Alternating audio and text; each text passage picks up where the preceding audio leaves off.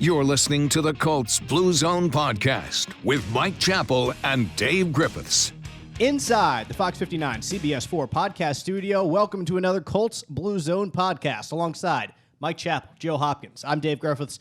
Love to have you all tune in. The Colts have a Monday night matchup with the Pittsburgh Steelers this week, and we are coming to you an entire day early for the Thanksgiving holiday.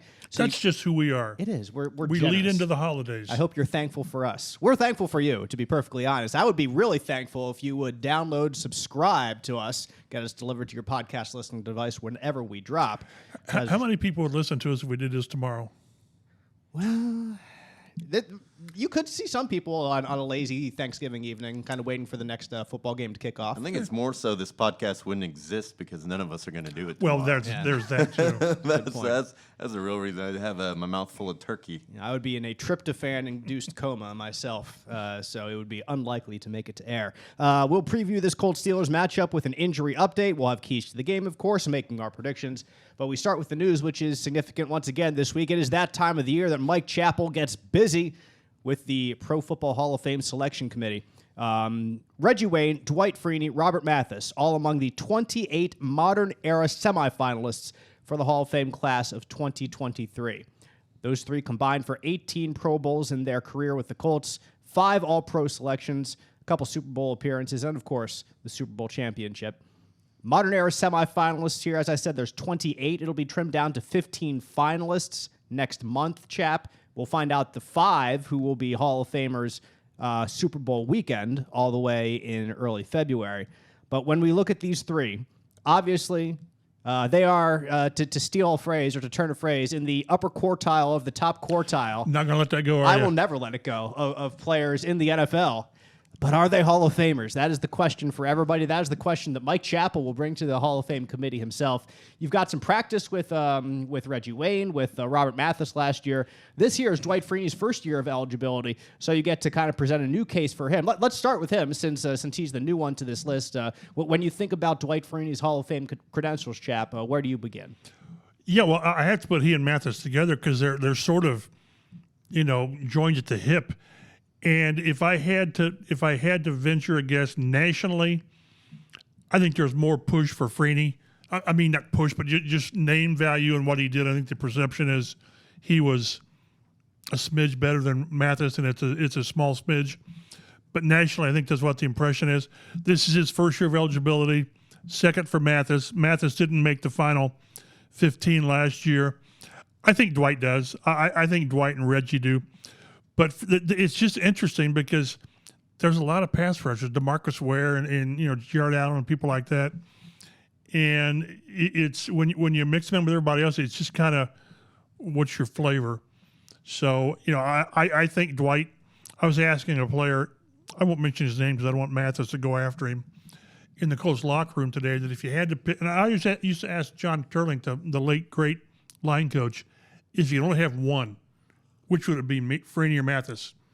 He said that's like asking me to choose which of my sons I like better. So you can't do that.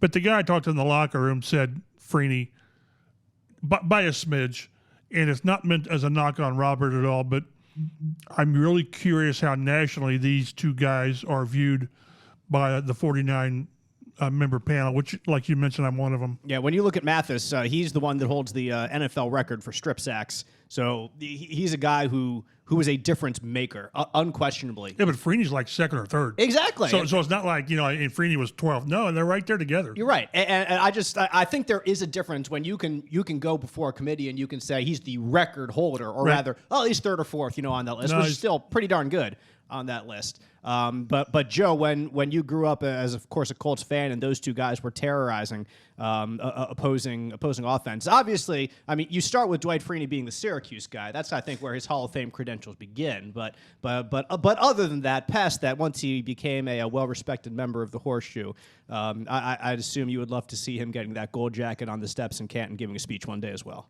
Absolutely, and I'd pick, if I had to, Freeney as well. He kind of seemed like the catalyst, and then Mathis was kind of Sidekick would be too insulting to call him that because he was right there, his partner in crime with him. 1-1. A partner in crime, I think, is a good one. Well, And that's the what Colts career sack leader. Exactly. It's Robert Mathis. Right. And after Freeney left, Mathis still put up great numbers on his own. So he kind of proved that, it's not because the attention was on Freeney. But I think a lot of it is, that classic, that right defensive end going up against the left tackle is why Freeney kind of got so much attention. His patented spin move. Schooled Jonathan Ogden one time in Baltimore.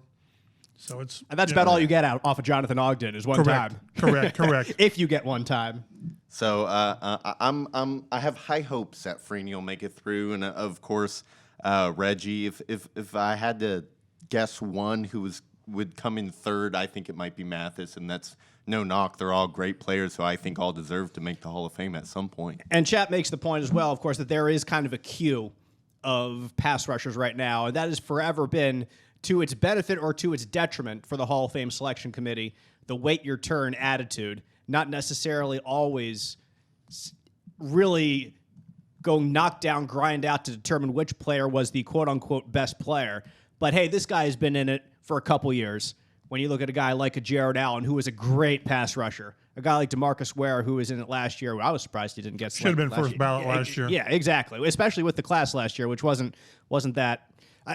Like you say, it's not that great, but then you look at each of the players, you're like, well, each of them is a pretty darn good player. So that's why they're all Hall of Famers. But so that's why, like, I would find it difficult to put Mathis or Freeney in ahead of some of those guys, just based on what the committee has done in the past. I know, Chap, you're going to go to bat for these guys, but that seems to be a reasonable approach. Not that every fan opinion is reasonable, but that seems to be the reasonable approach to these guys. Well, it has been, and then the committee really irritated me last year because Andre Johnson jumped the line. Right. Now, the year before, Calvin Johnson did, and you say, okay. That's fine. I get it. Go, you first.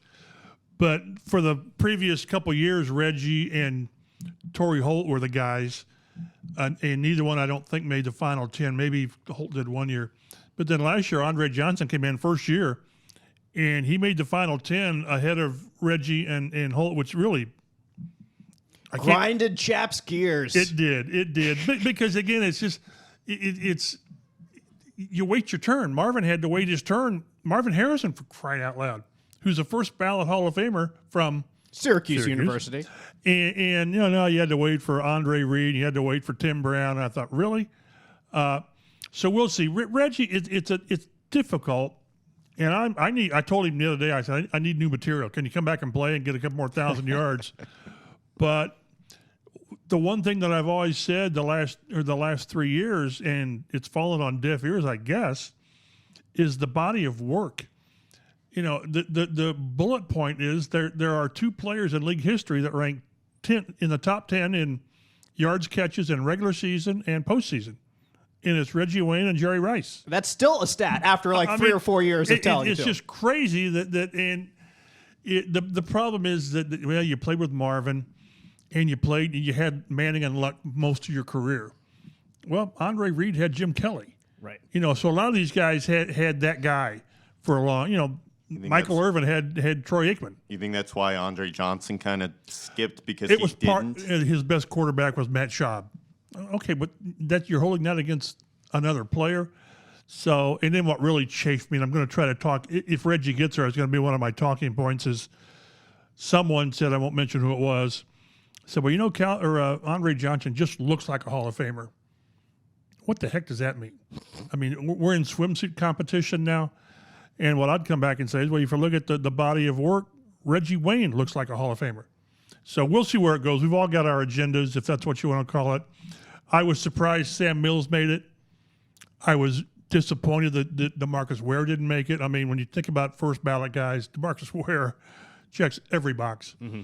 So we'll see. It's funny whenever we come out with, we have our meeting. I think it's the middle of January, and then we're sworn to secrecy for like 3 weeks. And it's released at the Super Bowl, at the NFL awards thing is what I think is what it is. But it's really interesting to sit in there and listen to people with what goes on and why they believe. One time with Reggie, some guy from New York said, well, there was that playoff game against the Jets where he had like one target and no catches. How do you explain that?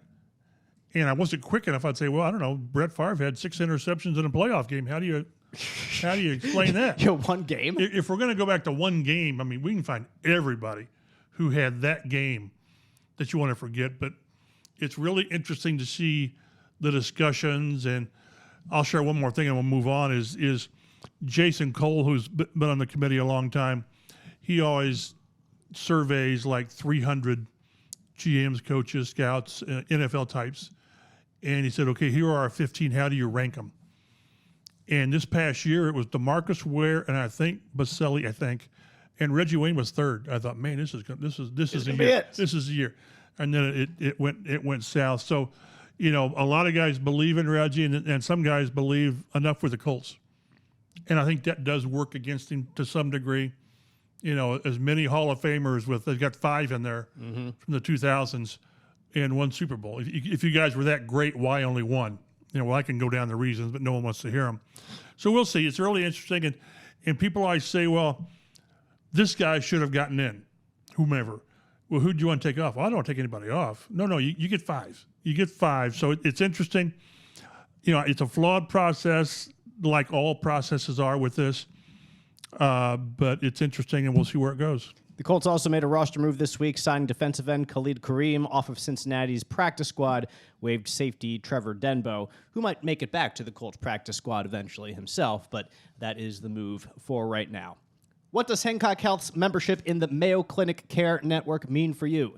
It means our independent health network now has access to the knowledge and resources of the world leader in medicine.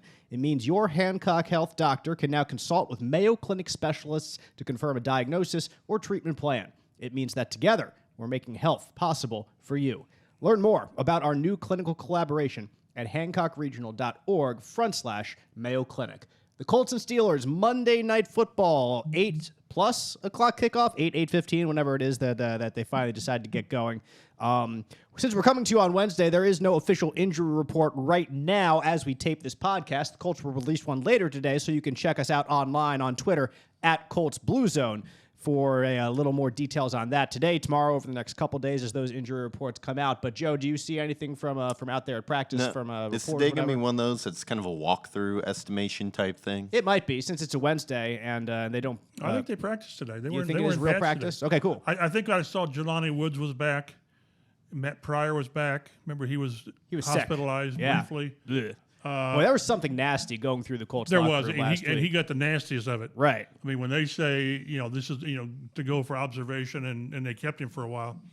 So, Jelani Woods would be good to get him back. But I think we're going to see this injury report this week, and there's going to be a lot of guys out.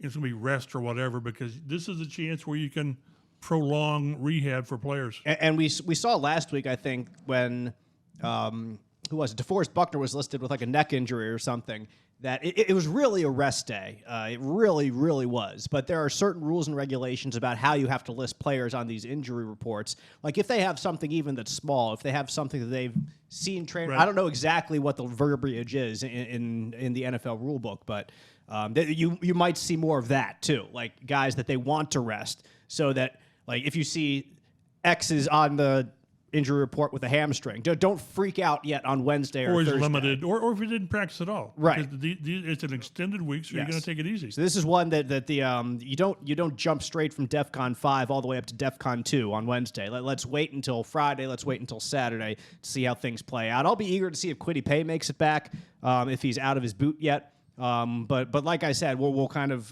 we'll determine eventually throughout the week what exactly is going on with the injury report. For the Steelers, kind of the same deal, but they have ruled out their kicker Chris Boswell with a groin injury. He was placed on injured reserve earlier this month.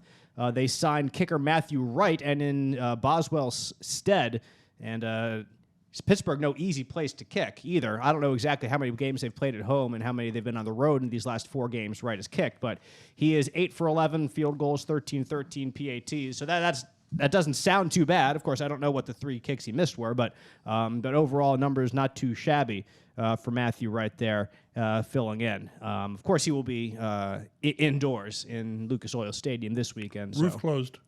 Well, who knows what Jim Irsay will say, like last week. Why did he do that? I pulled one over on you, Mike. Oh, boy. I got you good. But then he sent the other one out, and a minute later, just kidding.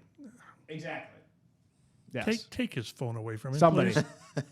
He's just having too much fun this year, Yes, man. he is. He's having way too much fun. Can't wait to see the next video in front of a plane engine roaring behind him, wherever the heck he is. But Joe makes the point, made the point before we started. This is a one primetime game, 3 of the next 4. The Colts will be in prime time. So they have 2 on Monday Night Football. This one, the Chargers won the day after Christmas. And then they have the Sunday Night Football game in Big D in Dallas against the Cowboys right before their bye week. So Next week. Yeah, hopefully you're a night owl over the next month or so as you get to watch the Colts in prime time. Yeah, they did. They chose not to flex the Colts out of prime time. More That so, is they official chose now. not to flex the Cowboys. Probably out the of prime time. case, yes. Because there's some other interesting matchups that week. I think Tennessee plays Philly.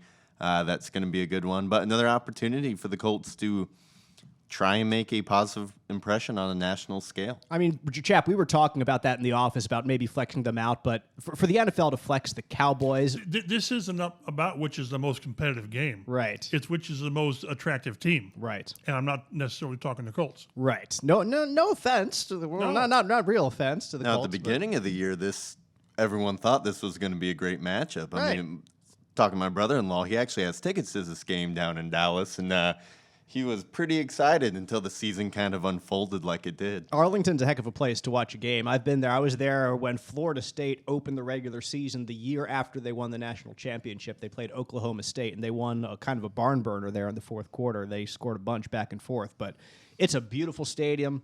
The big screens in the middle are really, truly impressive. They're almost distracting In a way, they are. because yes. you want to watch the screens and not the game. Yes.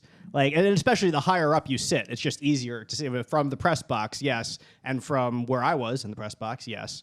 So you're completely right. You have to be close to the field not to really be distracted by them, but it is quite the spectacle, as you would expect from one Jerry Jones. Jerry World. Exactly. I went for the when I was still with the Star. We went there. It was a year before Indy hosted the Super Bowl, and Indy sent a bunch of people to Dallas's Super Bowl. And it's a fabulous facility. It really is. So the Colts are 4-6-1. The Steelers are 3-7, not having their best season, their first year in the post-Ben Roethlisberger era. Kickoff is 8:15 p.m. Thank you, Joe, for writing that down after I thought of it 5 minutes ago. The Steelers just lost to the Bengals last week, 37-30. Really an aberration for the Steelers season, scoring 30 points, because this year they are 28th in the league in scoring, averaging 17 points per game. Just one more than the Colts, 16, of course. Looking down on the Colts. Well, yeah, exactly. 27th in yards per game, 22nd in rushing, 23rd in passing. So it's not like either way they're all that good, and they're just struggling in the other one. Taking the under this week, aren't you? I'm taking the under, yeah. 9th most turnovers in the league with 14, so they don't hold on to the ball overly well. Defense, Steelers known for their defense. Well, this year they're 26th in points allowed, 28th in yards allowed. They are dead last, 32nd in the NFL in passing yards per game, even though they have the second most interceptions in the league with 12, right behind the Philadelphia Eagles. 26th in sacks, though. They're not getting after the quarterback, but, big but. Caveat, yep. Exactly. I'll throw that in that they've played much of this season without the venerable T.J. Watt there, and he just came back a week or two ago. And so that pass rush is going to be boosted again with him there. Joe, this Steelers team, as you're looking at these numbers, did any of them specifically jump out to you? I think for me, just looking over it quickly before we came on the air, was that defense that you expect to be so good wasn't, but you can understand it, I guess, with T.J. Watt being out for most of the year. You expect him to be the catalyst for so much else that goes on. Yeah, it's, hard to imagine one player making such an impact, but when it's the reigning defensive player of the year who had 22.5 sacks last year, it's a little easier to understand. And the glaring difference between 7th against the run, 32nd against the pass. So what the Colts want to do, obviously, is run the football, but they're going to have to be a little bit more effective in passing the ball because that's where the greatest opportunities are going to lie.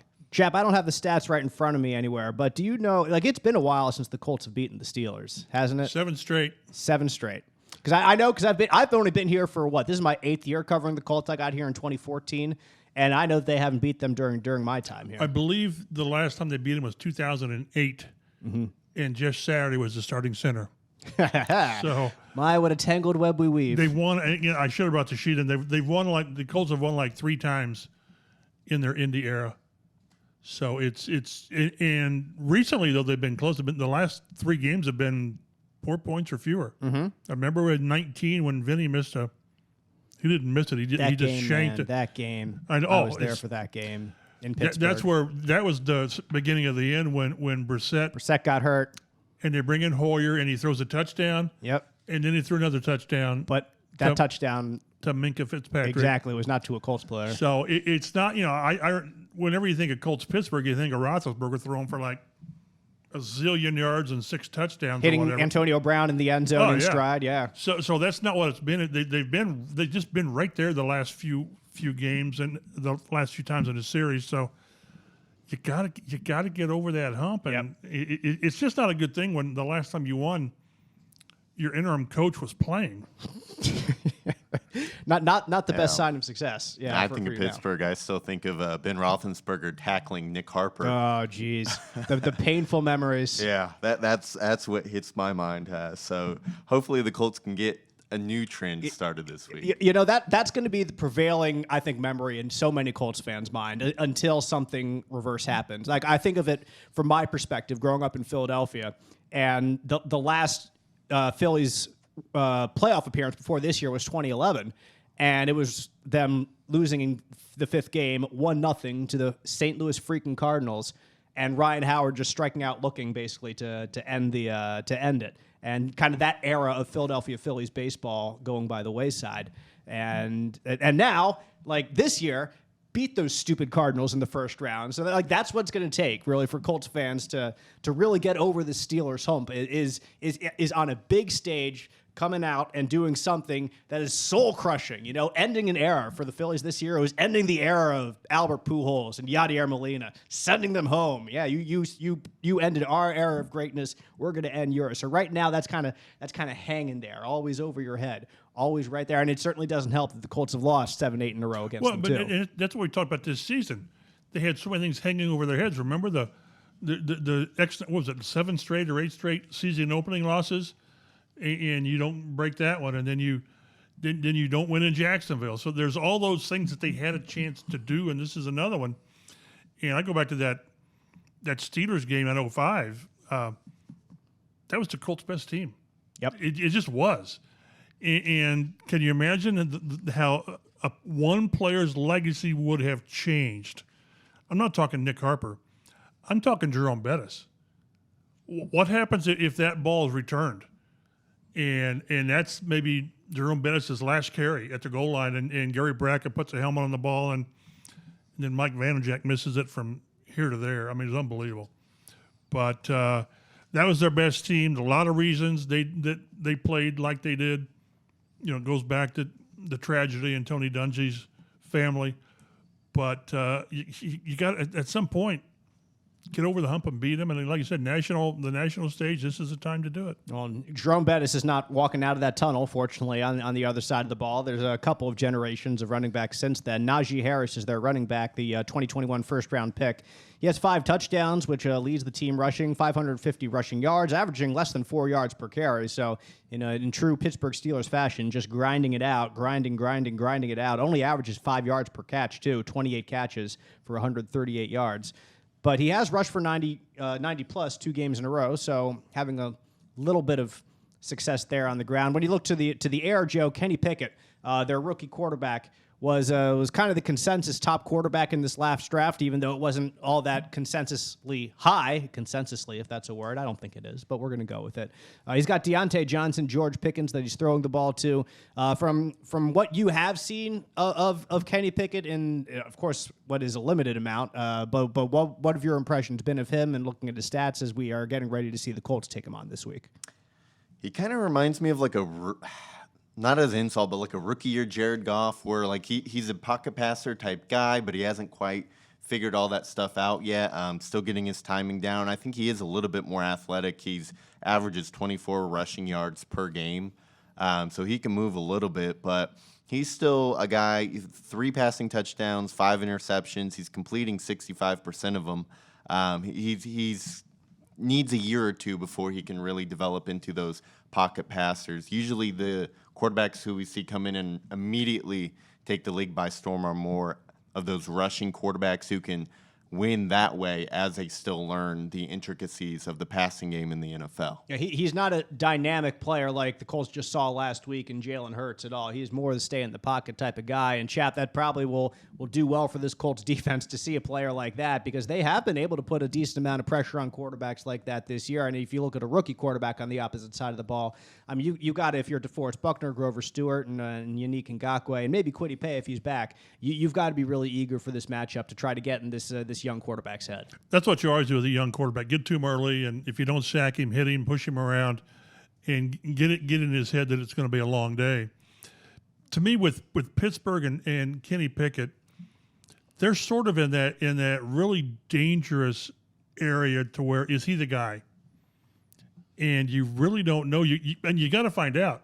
So you spend 2 years, 3 years to find out, and if he's not, you wasted those 3 years. Now you're going to waste 3 more years. Yeah. It's kind of like what the Jets are doing with Mac Jones. What's his name? Zach Wilson. Zach Wilson. I'm sorry. Yeah. I get my your AFC East quarterbacks all mixed up. They benched him. They benched him, and a 5-2 quarterback. They benched him. Go ahead. And they're 6-4. They are. So if he's not the guy, then first you were wrong thinking he was the guy, and now moving forward, the time has to be right to where you can replace him. Jacksonville went through this, so.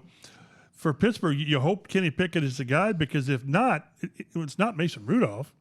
I mean, they've already decided that when they went and got Pickett. So, but that's their issue, and the Colts have their own issues. But this is a team that offensively, they just don't scare you. They just don't. Now, the defense is something different with Watt, but this game is so winnable. But we've said that about 3 or 4 other games this year. Yes, we have. That did not go the Colts' way in the end. So. Yeah, I mean, the offensive line is still one of the bottom quartiles in the NFL. They do have...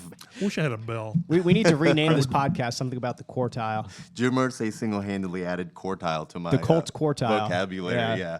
But they do have good weapons at wide receiver. Deontay Johnson made Pro Bowl last year, over 100 catches, terrific route runner, has speed.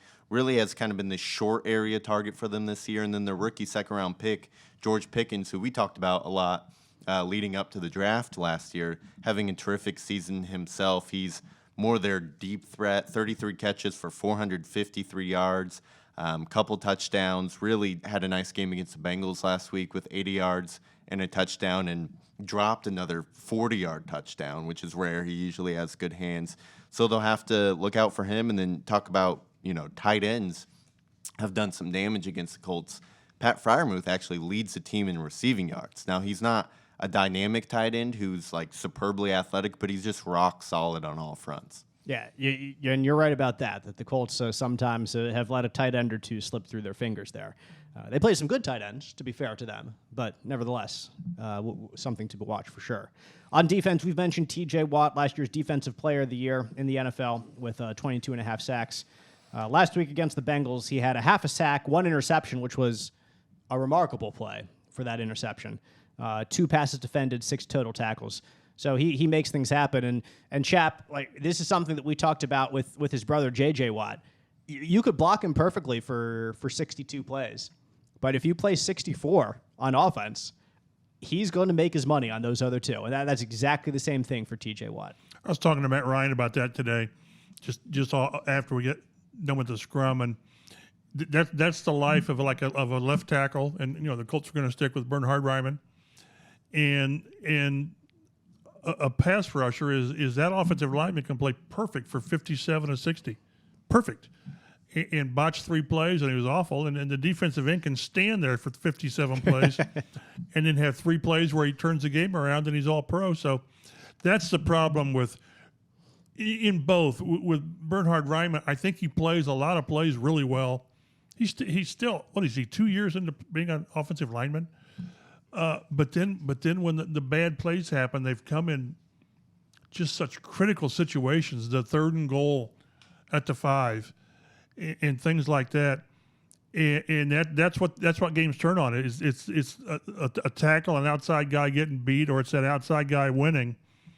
And until the Colts can get one thing solved and stop the T.J. Watt plays, it's just tough to play offense. And that's one reason that like I've said on this podcast before this year, like I think I had a good idea of what the Colts were earlier in the year.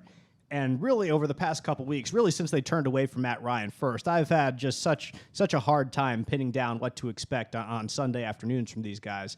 They performed better than I expected last week on defense for sure. Offense didn't do enough with the defense, with the defense's performance in general. But that's kind of the reason why. Well, what you just kind of broke down right there, because they have some young guys who have some undeniable talent, like a Bernard Ryman or an Alec Pierce, who really hasn't been all that utilized. He's been quiet the last month. Have people started to take him away? I think yes. I think that some opposing defensive coordinators have realized what he did really well. And this goes back to our preseason talk. Guys out there, listen to the Colts Blue Zone podcast year-round. Let me tell you right now, because we told you this preseason, that Alec Pierce was really good at a couple of different things.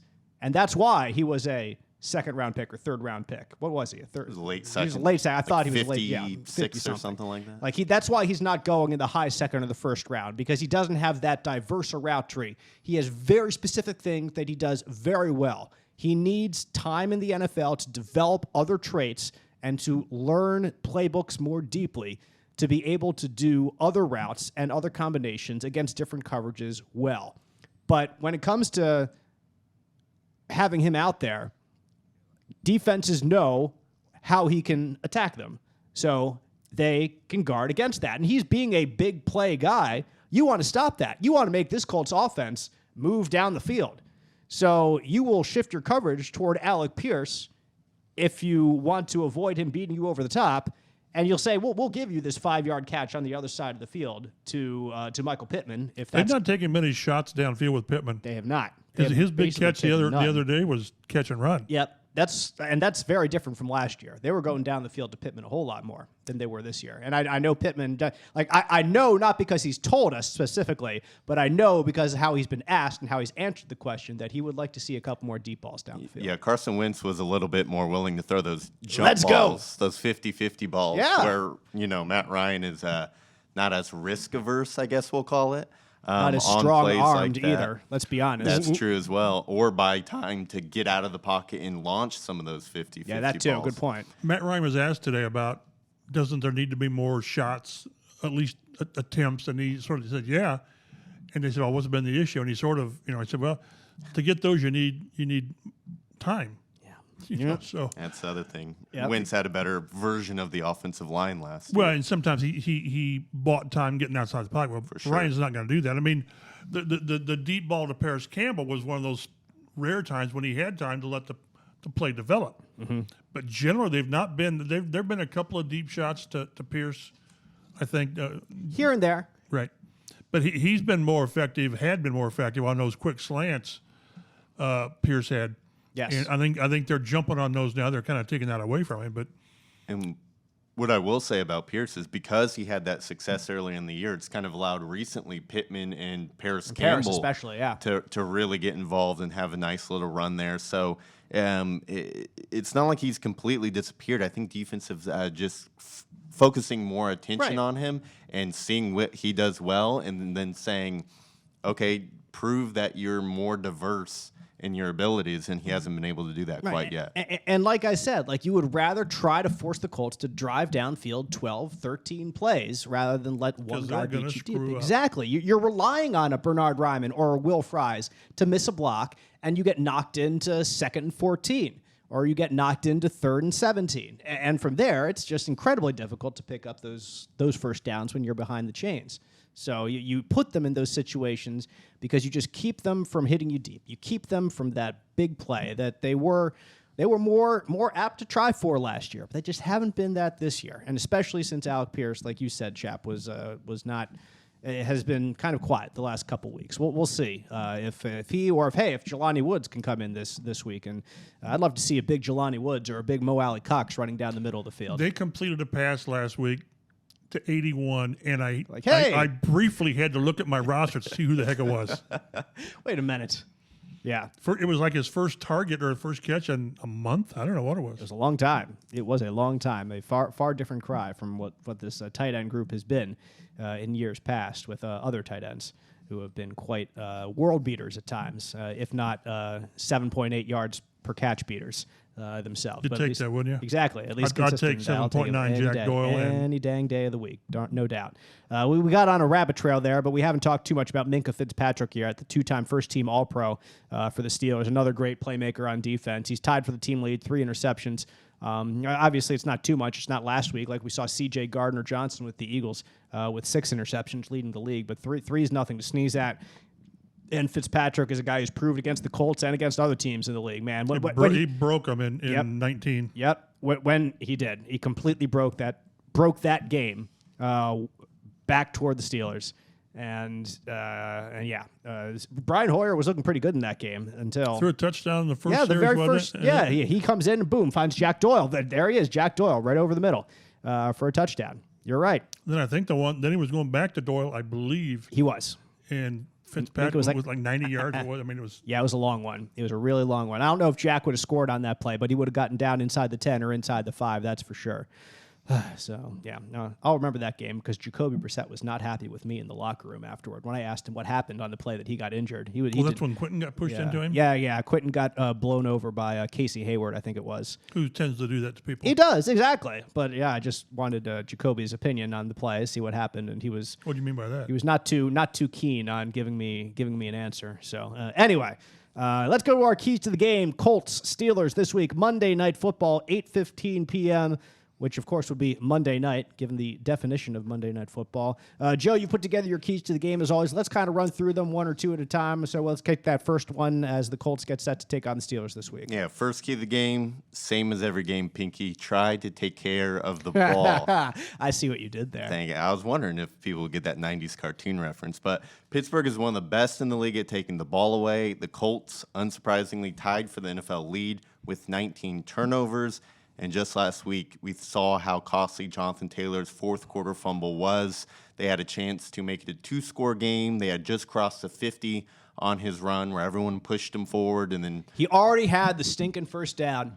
Already had it. Sorry. Was he trying to get down? They wouldn't let him get down? I mean, there were a couple players who I saw kind of like holding his knees up almost.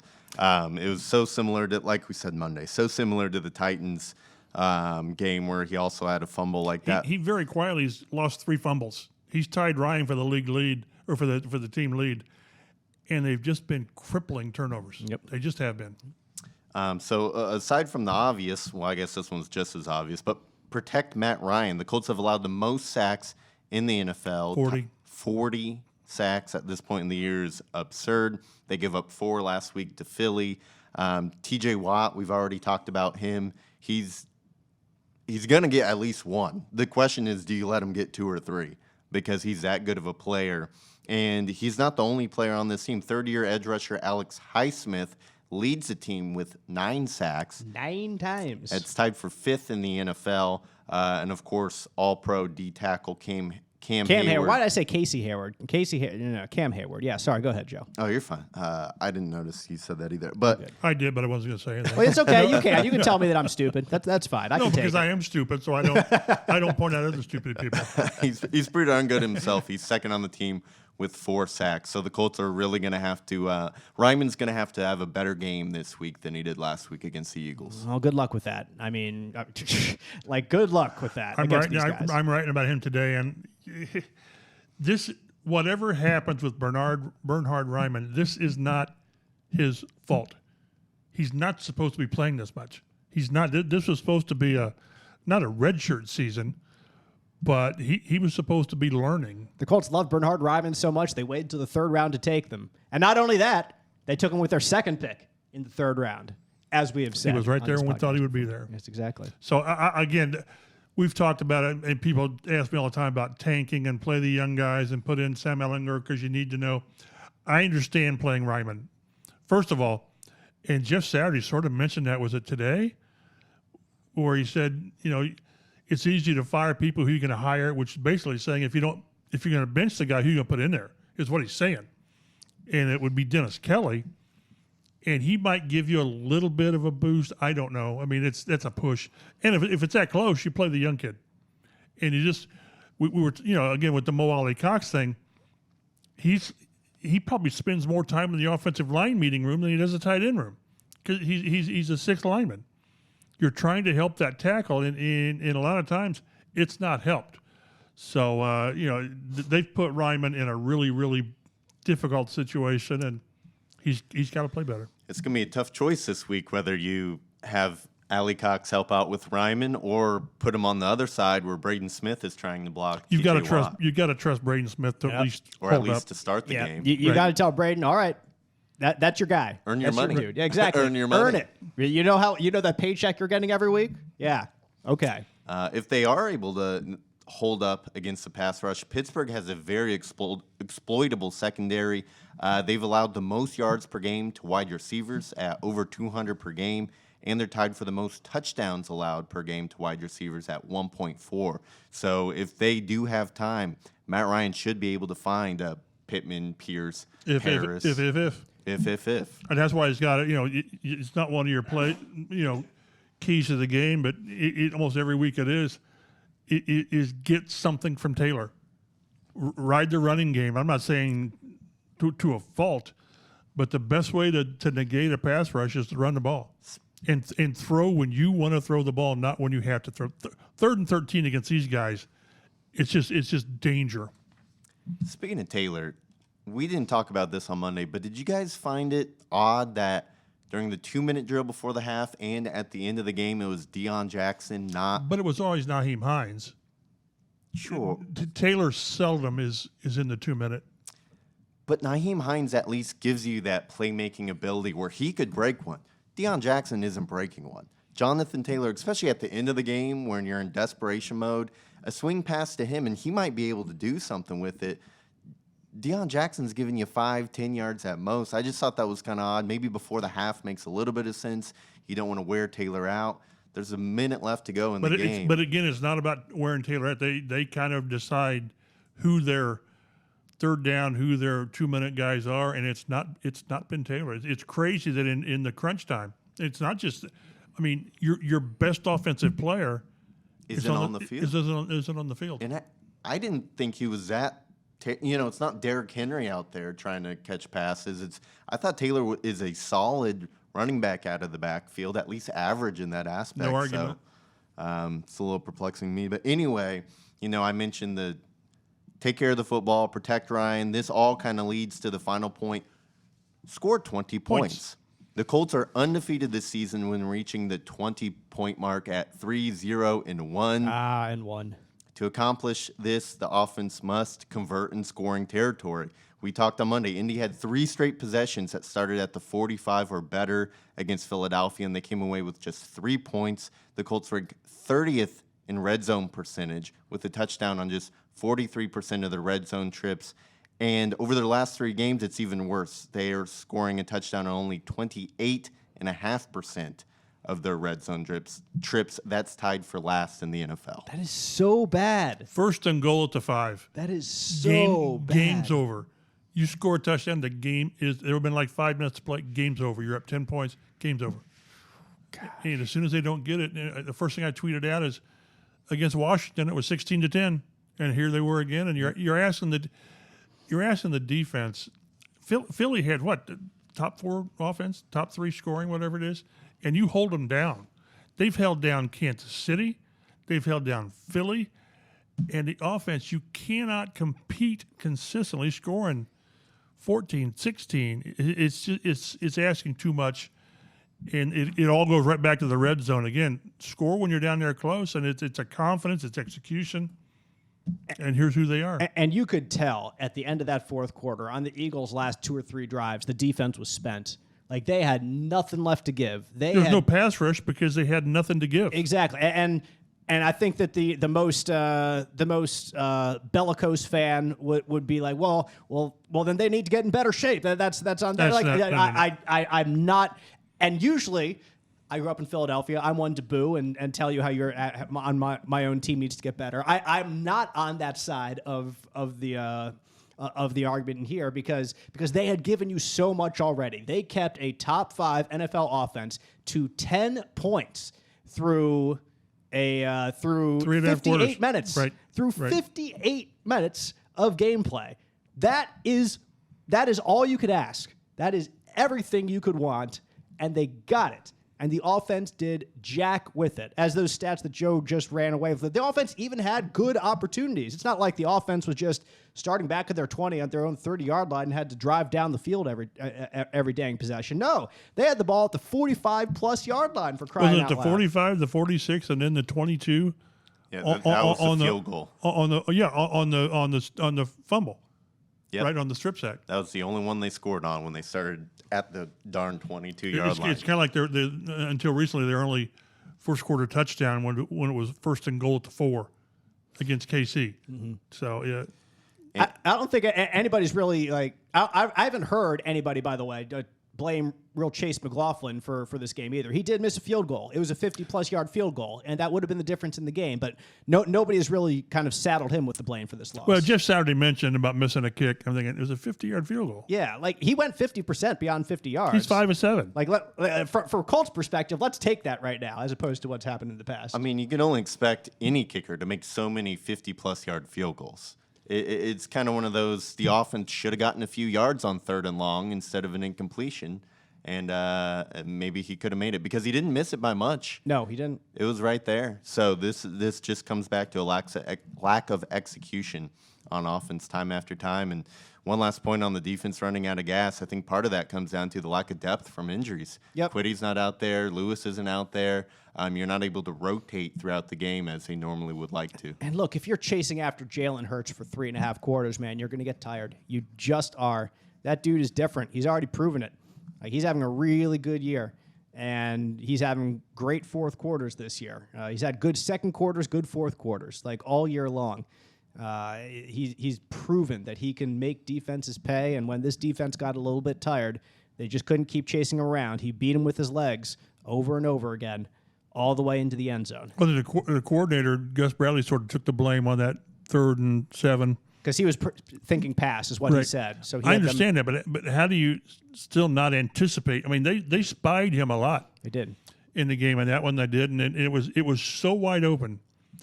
The lead blocker, the lead back, had nobody to block, which it was frustrating. But again, you just can't blame the defense too much because if the offense just does a little bit more, nothing extraordinary. No. Nothing. Just make a couple of plays, and then it's a moot point. Give Chase McLaughlin a 30-yard field goal or a 35-yard field goal instead of a 50-yard field. Get one more first down, and maybe this game is completely different because you get that extra field goal, and it's 19-17 at the end, and the Eagles have to make an onside kick then to get the ball back with 1 minute and 20 seconds to go. I've decided these guys are just good enough to lose, and that's a bad reputation they had. But I mean, you just go back and look at these games to where just nothing.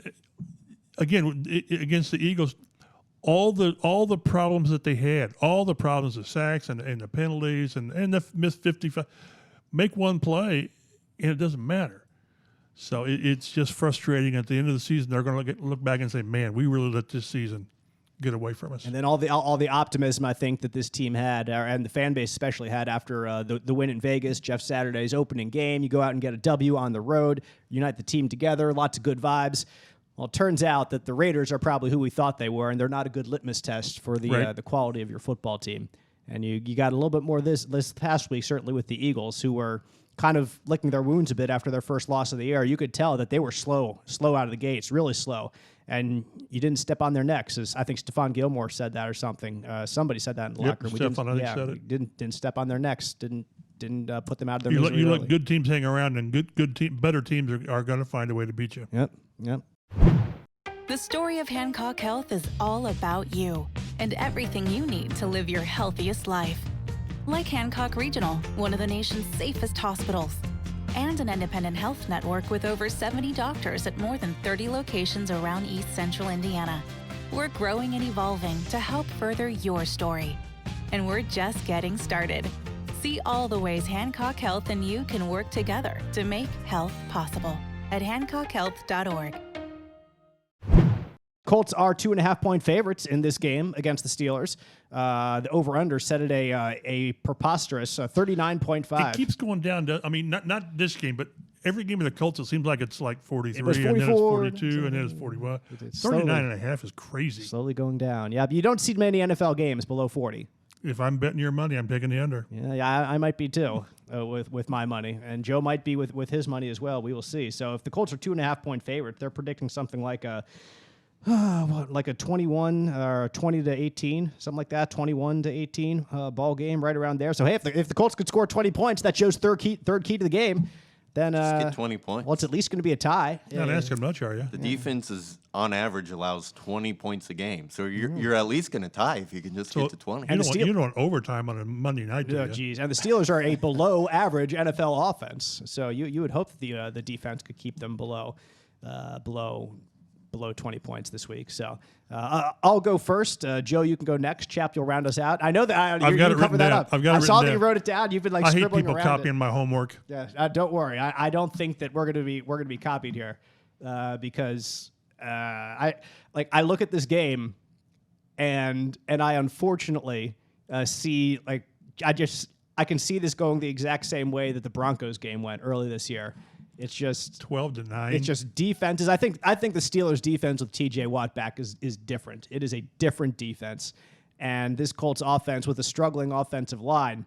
I mean, gee whiz, that's like I think both defensive lines could be licking their chops in this game, kind of like they were in that game on a Thursday night, another primetime game earlier this year. So. Can a defense make a play to win this game? We've said all year this Colts defense is good enough to win games, and they've done enough to win games. But can they win a game? Kind of like Stephon Gilmore did in that game against the Denver Broncos. So it's going to come down to that. I'm gonna go with the Steelers 16-9, maybe 16-10. I'll give them a touchdown, the Colts. Maybe 16-13. I've talked myself into 16-13. 2 field goals and a touchdown for the Colts in the last 7.5 seconds here. So I think the Steelers get the plays that they need to, and the Colts are going to be disappointed after this game. Maybe the Colts fans will be happy because they get another loss and they'll get closer to the top of the draft. That's Joe. Exactly. But at the same time, you've already won 4 games and tied another game. So they can not take the rest of the season and they're going to pick 7th or 8th. Exactly. You're not going to get into that top 5. This is an important game because the Steelers are 3-7. So if they beat them, then all of a sudden the Colts and Steelers will flip-flop. He's been talking about on Monday every time. Of course. He wants this team to tank so bad. Joe's got a draft board back at his house like Velcro with Colts all these have teams. 4 wins. The second pick in the draft right now has 2. So there's a lot of... You're not that far off. Exactly.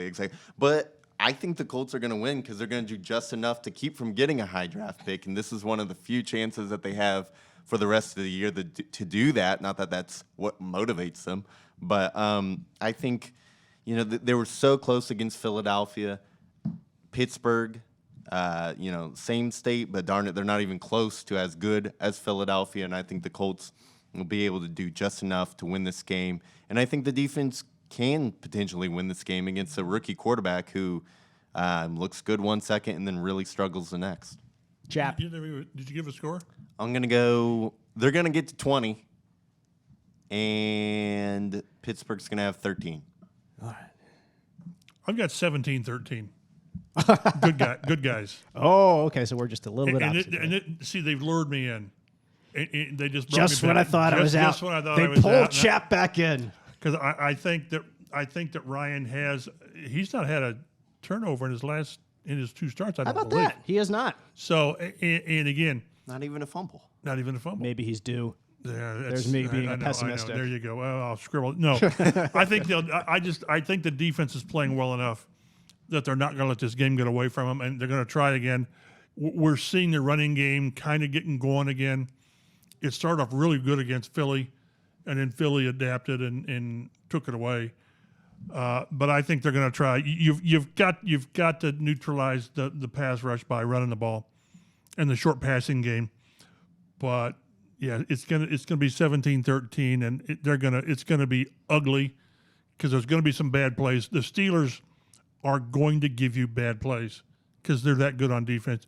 They just can't be, catastrophic bad plays where it's a scoop and score or whatever. But the team that does just enough to lose will do just enough to win. Speaking of due, you know who's played really well this year, who I think might be due? Isaiah Rodgers. He has held up really well in coverage. I think he had, 3 interceptions last year, picked off Tom Brady.